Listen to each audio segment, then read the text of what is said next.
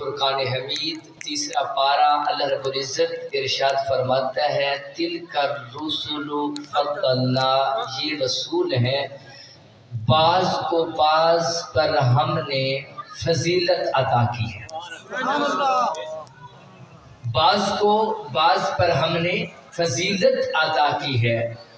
اس میں فضیلت کیا ہے؟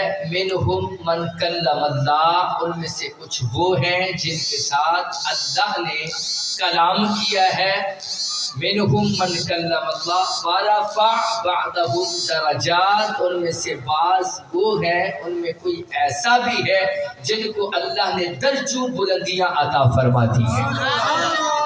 وہ کسی نے شاعر نے بڑی خوبصورت بات لکھی ہے، وہ کہتا ہے کوئی فلک تے رہ جار گیا، جو ادھر بیٹھا ہے وہی بولے سبحان اللہ۔ کوئی فلک تے رہ جار گیا، کوئی جا سدرہ تے ہار گیا، ایک کالیا زلفا والا سی جڑا عرش تو بھی لگ پائے۔ نعرہ رسالت، نعرہ تحقیق، نعرہ حیدری، علماء حق السنہ۔ اللہ پاک فرماتا ہے ورفع بعضهم درجات، ان میں سے بعض کوئی ایسا بھی ہے جس کو ہم نے درجوں بلند کیا ہے۔ اب توجہ کیجئے گا کہ اللہ رب العزت نے اپنے محبوب کو وہ مقام، وہ عزت، وہ عظمت، وہ شان عطا کی ہے کہ جتنے انبیاء کرام اس دنیا پہ تشریف لائے، کم و بیش 1,24,000 انبیاء اس دنیا پہ تشریف لائے، ہر نبی کسی خطے کا نبی بن کے آیا، کوئی نبی کسی ملک کا نبی بن کے آیا، کوئی نبی کسی قوم کا نبی بن کے آیا، لیکن قربان جاؤں عظمت مصطفیٰ پہ رب فرماتا ہے کہ محبوب جہاں تک میری جبو عزت ہے وہاں تک مصطفیٰ تیری رحمت اور نبوت اور رسالت۔ توجہ کیجئے گا، ہر نبی کو اللہ نے مقام دیا، ہر نبی کو اللہ نے درجے عطا کیے ہیں، لیکن اپنے محبوب کی شان سن۔ ابن تیمیہ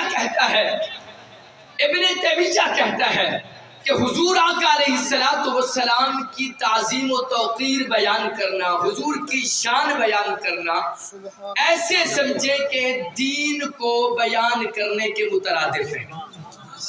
اگر لوگ حضور کی عظمت، حضور کی شان، حضور کی عظمت کو اگر بیان نہ کریں تو ایسے سمجھے دین کو بیان نہیں کر رہے۔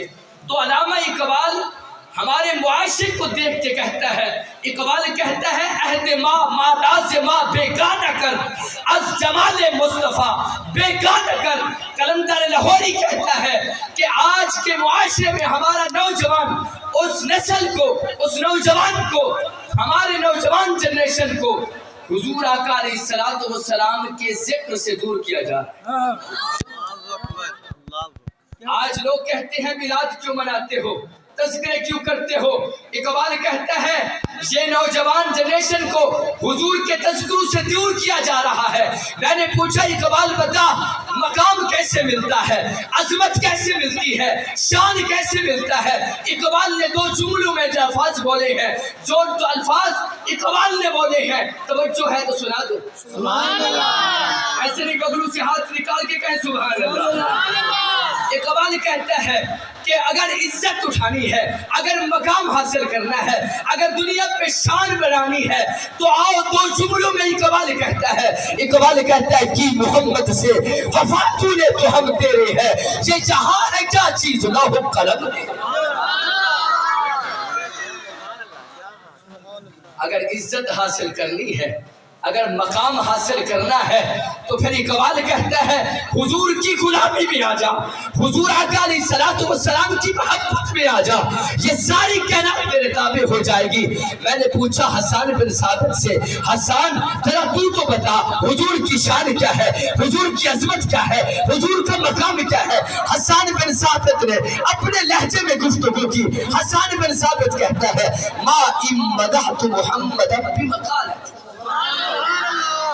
حسان بن ثابت کہتا ہے ما ان مدحت محمدا بمقالتی لیکن مدحت مقالتی بمحمدی۔ حسان بن ثابت کہتا ہے لوگوں میں اپنی شاعری کے ساتھ حضور کی مدح نہیں کرتا، میرے حسن و جمال کا یہ جو مٹھاس ہے شعروں کے اندر، یہ جو جمال ہے، یہ میرے حضور آقا علیہ الصلوۃ والسلام کا جب نام آتا ہے تو میری شعری کے اندر مٹھاس بھی آ جاتا ہے اور جمال بھی آ جاتا ہے۔ علامہ اقبال قلندر لاہوری ڈاکٹر عبد المجید ملک نے 1988 میں بلکہ 1877 کے اندر یہ سوال کیا علامہ اقبال سے کہ اقبال ذرا یہ بتا کہ تجھے لوگ شاعر مشرق بھی کہتے ہیں، تجھے حکیم الامت بھی کہتے ہیں، تیرا بڑا نام ہے، تیرے شعروں کے اندر بڑا مٹھاس ہے، وجہ کیا ہے؟ اقبال نے جو جملے کہے توجہ کیجئے گا، ایمان تازہ ہوگا۔ اقبال نے کہا یہ جو میں شاعر مشرق بنا پھرتا ہوں، میں حکیم الامت بنا پھرتا ہوں، میرا بڑا نام ہے، یہ میرا کمال نہیں ہے، یہ میرا علم نہیں ہے، یہ میری شان نہیں ہے۔ توجہ کے ساتھ سنیے گا، اقبال کہتا ہے کہ یہ جو مجھے مقام ملا ہے، یہ جو شاعر مشرق کا مجھے لقب ملا ہے، مجھے لوگ حکیم الامت کہتے ہیں، اس کا ایک ہی راز ہے۔ وہ راز کیا ہے کہ میں محبت کے ساتھ، الفت کے ساتھ، پیار کے ساتھ کروڑ مرتبہ حضور کی ذات پہ درود و سلام پڑھا ہے۔ درود و سلام پڑھنے کے توسل سے اللہ رب العزت نے میری شاعری کے اندر مٹھاس پیدا کر تکبیر، نعرہ رسالت، نعرہ تحقیق، نعرہ حیدری، علماء حق السنہ۔ سامعین اسی وقار حضور کی عظمت بڑا اور بڑا ہے، حضور کی شان بڑی بڑا اور بڑا ہے۔ حضرت سیدنا صدیق اکبر رضی اللہ تعالی عنہ تشریف فرما ہے، میرے آقا علیہ الصلوۃ والسلام نے ارشاد فرمایا ابو بکر یہ وہ عظیم ہستی ہے کہ انبیاء کے بعد انسانوں میں جو سب سے افضل ہے اس کو ابو بکر کہتے ہیں۔ سبحان اللہ، سبحان اللہ۔ ابو بکر کہتے ہیں، حضور ابو بکر سیدنا صدیق اکبر سے مخاطب ہے۔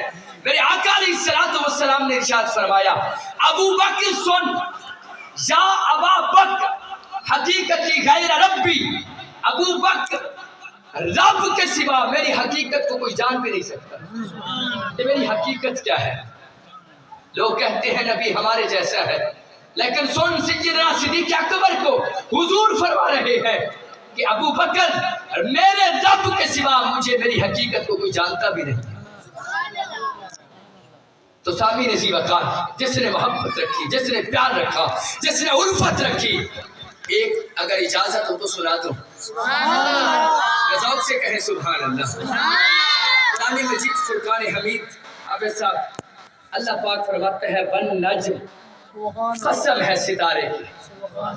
آخری بات اس کے بعد میری تقریر ختم، ذوق سے کہیں سبحان اللہ۔ والنجم، اللہ نے فرمایا والنجم، قسم ہے ستارے کی۔ میرا مالک سفر معراج کا ہے، میرا مالک سفر سدرۃ المنتہا کا ہے، میرا مالک سفر تو لامکانوں کا ہے، میرا مالک سفر حقیقت کے دیدار کا ہے۔ تو نے قسم فرمائی والنجم کہ مجھے قسم ہے ستارے کی۔ اے مالک تو نے ستارے کی قسم کیوں فرمائی؟ تو نے یہ کیوں نہیں کہا کہ مجھے چاند کی قسم ہے، مجھے سورج کی قسم ہے؟ تو نے ستارے کی قسم کیوں فرمائی؟ اب توجہ کے ساتھ سنیے گا، اللہ رب العزت نے فرمایا یہ جو ستارے ہیں نا یہ کبھی مشرق میں چمکتے ہیں، یہ جو ستارے ہیں کبھی مغرب میں چمکتے ہیں، یہ جو ستارے ہیں کبھی شمال پر چمکتے ہیں، یہ جو ستارے ہیں نا یہ کبھی جنوب پہ چمکتے ہیں۔ یہ جو سارے کے سارے ستارے ہیں آپ آسمانوں پہ دیکھتے ہیں، رب فرماتا ہے یہ ستارے ہیں، میں نے ستارے کی قسم کیوں کھائی ہے؟ رب فرماتا ہے یہ سارے ستارے بھی کھڑے ہوتے ہیں لیکن ایک ستارہ ہے جس کو سورجہ ستارہ کہتے ہیں۔ ایک ستارہ ہے جس کو سورجہ ستارہ کہتے ہیں، وہ 11 ستاروں کے جھرمٹ میں کھڑا ہوتا ہے بڑی توجہ طلب بات ہے، ستاروں کے جھرمٹ میں کھڑا ہوتا ہے اور بڑی روشنی ہوتی ہے، بڑی اس کی چمک ہوتی ہے، بڑا اس کا حسن ہوتا ہے۔ آپ پڑھے لکھے احباب بیٹھے ہیں، توجہ کے ساتھ مجھے بتائیے گا، جب ہم آسمان پہ دیکھیں گے دوسرے ستارے بھی چمک رہے ہوں گے اور وہ سریا ستارہ جس کی روشنی زیادہ، جس کی چمک زیادہ، جس کا حسن زیادہ، ہماری نظر کہاں ٹکے گی؟ ذرا بولیے گا، کہاں ٹکے گی؟ سوریا ستارے پہ جو زیادہ چمک رہا ہوگا، جس کی روشنی زیادہ ہوگی، جس کی دمک زیادہ ہوگی، ہماری جو ہے نا نظر اس ستارے پہ پڑے گی۔ اللہ رب العزت قرآن میں فرماتا ہے، میں نے محبوب النجم یعنی ستارے کی قسم اس لیے کھائی ہے۔ رب فرماتا ہے آسمان نبوت پہ سارے نبی ستارے بن کے چمک رہے ہیں، محبوب تو سوریا ستارہ بن کے چمک رہا ہے، جس کی روشنی بھی زیادہ ہے، جس کا حسن بھی زیادہ ہے۔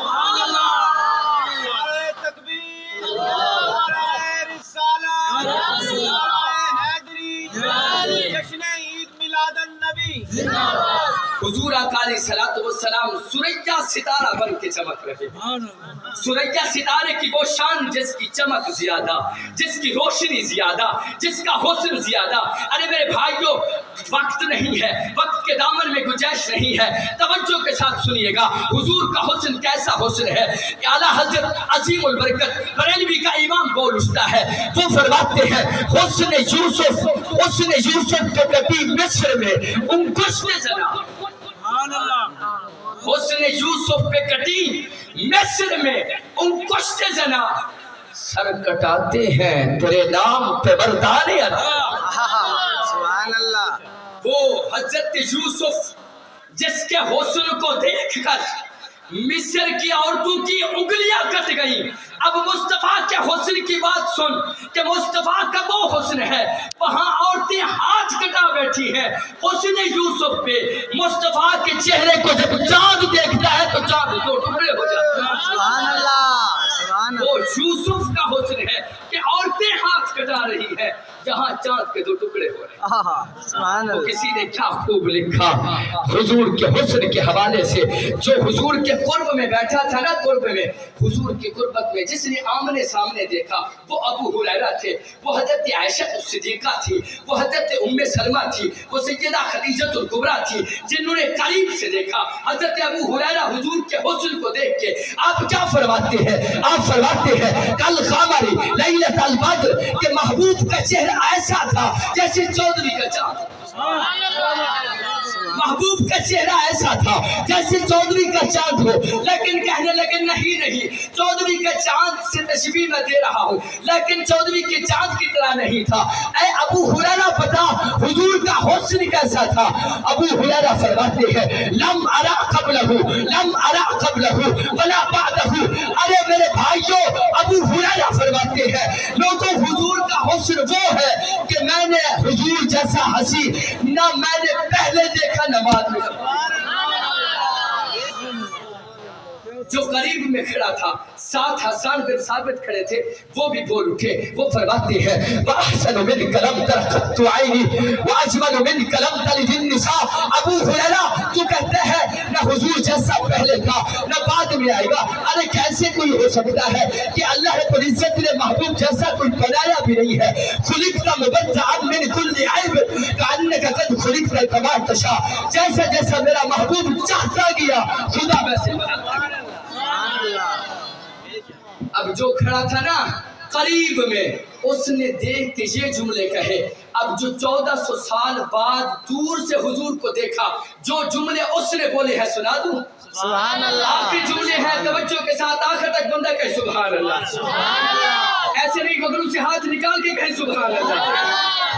اب 1400 سال بعد جس نے حضور کا دیدار کیا، حضور کو دیکھا، اس کے جملے سنیے گا، ایمان تازہ ہو جائے گا۔ میری آخری جملے توجہ کیجئے گا۔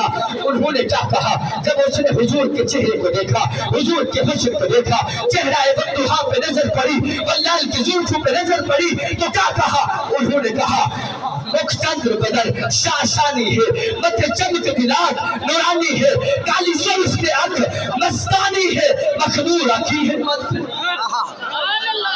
جس نے 1400 سال بعد دیکھا، دور سے دیکھا، اس نے کیا کہا؟ اس نے کہا اس صورت نو میں جان یار تمہاری چوپتی سبحان اللہ ڈھیلی زبانی ذوق اللہ کرو سبحان اللہ سفر سے دیکھو اپنی سبحان اللہ ہی دیکھو اسی آگے سبحان اللہ۔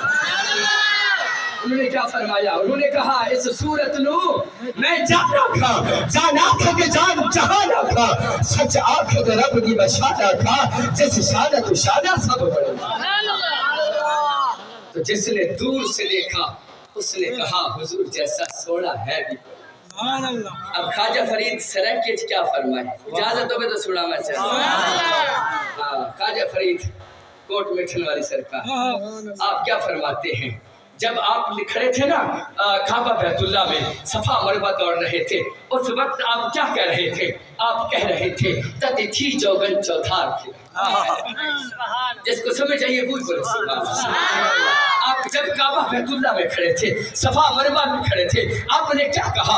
آپ نے کہا کہ تتی تھی چوگن چوتھار پھرا، ہند سندھ پنجاب دیوار پھرا، سن بارتے شہر بازار پھرا، متجان ملن کہیں ساکھ سبب توڑے ٹھکڑے تھوڑے کھانے۔ عاشق بن تو صحیح، کبھی تہجد کی نماز پڑھ کے حضور کی ذات میں درود پڑھ تو صحیح، پھر دیکھنا خواجہ فرید کیا کہہ رہا ہے۔ خواجہ فرید فرماتے ہیں جوڑا توڑے ٹھکڑے تھوڑے کھا جنی ہاں، تیرے نام تو مفت بکا جنی ہاں، تیرے باد یدی میں باد جنی ہاں، تیرے درد کتیا نال ادب۔ یہ ہے مکہ شریف کی بات۔ جب کعبہ بیت اللہ سے چلے اور مدینہ پہنچے، جب گنبد خضرا پہ پہلی نظر پڑی، آپ نے جو جملے علائے سنا دو ذوق سے کہنے سبحان اللہ۔ آپ نے کیا فرمایا؟ آپ کیا فرماتے ہیں؟ آپ فرماتے ہیں کہ سابر کی نگری تو کعبہ نثارے۔ جب محبت آئی، جب عشق آیا، جب حضور آقا علیہ الصلوۃ والسلام کا روضہ انور آیا تو پھر آپ نے کیا فرمایا؟ اب عاشق کی بات سنیے گا، کیا فرماتے ہیں؟ آپ فرماتے ہیں سابر کی نگری تو کعبہ نثارے، سابر کی نگری تو کعبہ نثارے، کعبے دا کعبہ خود میں نظارے، کعبے دا کعبہ خود میں نظارے، سابر کی نگری تو کعبہ نثارے، سابر کی نگری تو کعبہ نثارے۔ یہ عشق کی بات ہے، یہ محبت کی بات ہے۔ بابا فرید فرماتے ہیں کوٹھے تھے چل دیکھ فریدا، گھر گھر بلتی آگ، میں سمجھا ہے تو میں کٹھڑی تو کٹھڑا سارا جگ۔ حضور کی محبت کرو، حضور سے پیار کرو، حضور آقا علیہ الصلوۃ والسلام کی اداؤں سے پیار کرو، حضور کی سنت سے پیار کرو۔ میرے آقا علیہ الصلوۃ والسلام اس دنیا پہ آئے، حقیقت میں بات کہہ رہا ہوں کہ انسانیت کو جینے کا شعور نہیں تھا، انسان کو پتہ نہیں تھا کہ میں نے زندگی کیسے گزارنی ہے۔ وہ جانوروں کی طرح زندگی گزار رہا تھا، ظلم و بربریت تھی، ہر طرف ظلمت تھی، اندھیرا تھا، روشنی نہیں تھی۔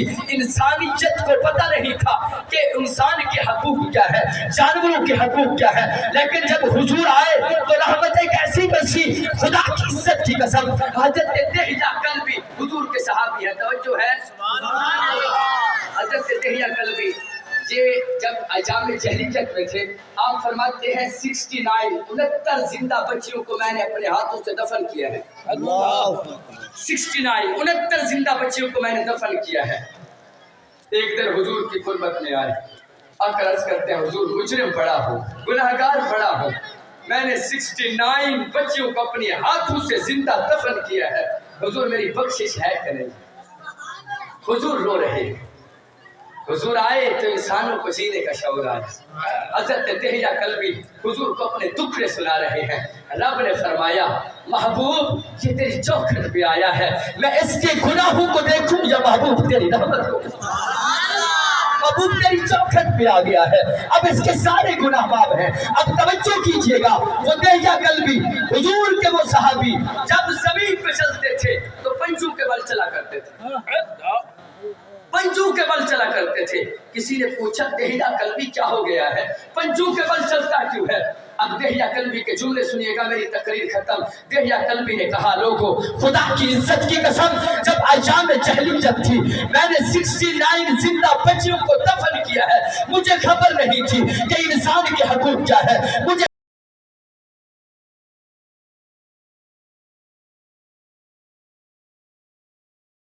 کہ والد کے حقوق کیا ہے, مجھے خبر نہیں تھی کہ شاگردوں کے حقوق کیا ہے, چھوٹوں کے حقوق کیا ہے. لیکن جب میں حضور کی قربت میں آیا, جب حضور کی محبت میں آیا, جب حضور کی تربیت میں آیا, اب میری تربیت کا یہ عالم ہو گیا ہے کہ میں پنجوں کے بل اس لیے چلتا ہوں کہ میرے پنجوں کے نیچے کہیں کیڑا مکوڑا آ کے مر نہ جائے. حضور کی تربیت ہے, حضور کی تربیت کے توسل سے یہ میں احتیاط کرتا ہوں کہ کہیں میرے پاؤں کے نیچے کوئی کیڑا نہ بچا. جب حضور کی تربیت میں نہیں آئے تھے تو زندہ بچہ دفن کر رہے تھے, لیکن جب حضور کی قربت میں آئے, حضور نے وہ تربیت کی, خدا کی عزت کی قسم پھر انسانوں کو جینے کا شعور آیا. حضور آقا علیہ السلام کے دیوانے, آؤ اپنے محبوب سے محبت کرو, حضور سے پیار کرو, کسی سے پوچھ کے نہیں کرنا. یہ قوال کہتا ہے جب حضور کے عشق کی باری آئے, جب حضور کی محبت کی باری آئے کیا کرنا چاہیے. یہ قوال کہتا ہے عقل قربان کن بپیش مصطفیٰ, جب حضور کی عظمت کی باری آئے تو وہاں عقل کو بھی قربان کر دو. تو نگاہ عشق و مستی میں وہی اول وہی آخر, وہی فرقان وہی قرآن وہی یاسین وہی طٰہٰ. اللہ رب العزت کی بارگاہ میں دعا ہے, اللہ میرے